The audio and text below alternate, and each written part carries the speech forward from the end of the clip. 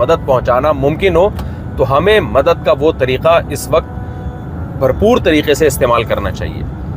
تو میں نے جہاں تک رابطے کیے، جہاں تک میری نالج ہے، پاک ایڈ ویلفیئر ٹرسٹ نے کوشش کی کہ اپنی ہم یہاں کسی طرح غزہ تک مدد پہنچائیں، لیکن آپ کو معلوم ہے، میں نے بتایا آپ کو کہ چاروں طرف سے بارڈر بند ہے. غزہ پہنچنا عملی طور پر کسی کے بس میں نہیں ہے، الا یہ کہ کوئی سرنگ بنا کے چلا جائے اور وہاں ان کی مدد کرے.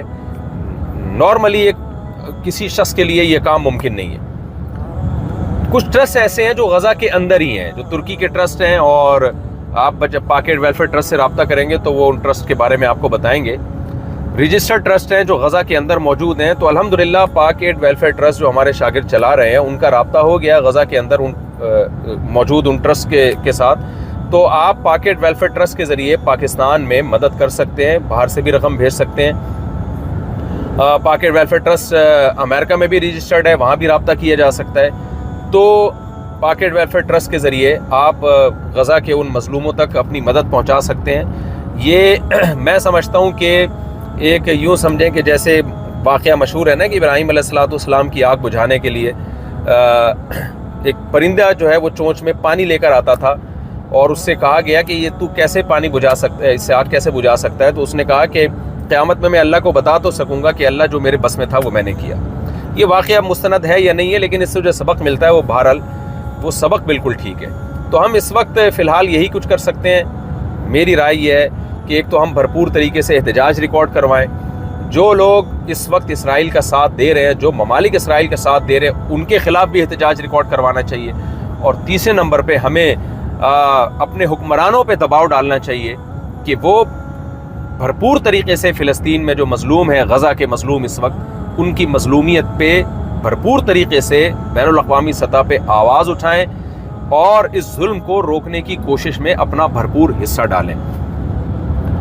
اور ٹرسٹ کے ذریعے کوئی بھی ٹرسٹ جو قابل اعتماد ہو، آپ کے علم میں اگر کوئی اور ٹرسٹ ہے جو قابل اعتماد ہے تو آپ اس کے ذریعے رقم پہنچائیں، ان کی مدد کریں اپنے مظلوم بھائیوں کی.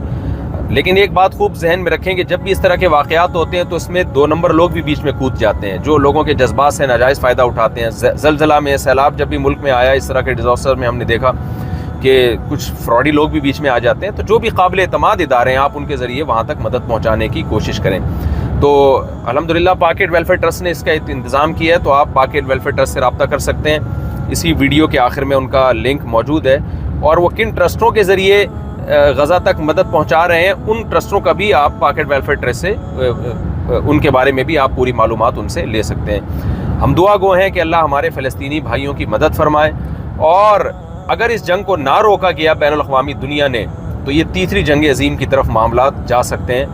اس سے پہلے اللہ ہمارے حکمرانوں کو بھی ہدایت عطا فرمائے، جو جس قوت کے ساتھ احتجاج کرنا چاہیے شاید اس قوت کے ساتھ وہ احتجاج نہیں کر رہے ہیں. ہمارے جتنے بھی مسلم کنٹریز کے حکمران ہیں ان کو اللہ تعالیٰ بھرپور طریقے سے احتجاج کرنے کی اور اپنا جو حقیقی فرض بنتا ہے اس فرض کو ادا کرنے کی اللہ توفیق عطا فرمائے، اور بین الاقوامی دنیا کو بھی اپنا فرض نبھانے کی توفیق عطا فرمائے. ورنہ یہ وار اگر نہ روکی اور اسی طرح سے، کیونکہ سوویت یونین اور وہ کنٹریز جو اس وار کے اگینسٹ ہیں وہ پھر ہو سکتا ہے کہ عالمی طاقتوں سے خود ہی لڑنا شروع کر دیں، اور نتیجہ یہ نکلے کہ آپ کو پتہ ہے اس وقت سوویت یونین کی یوکرائن سے بھی جنگ ہو رہی ہے.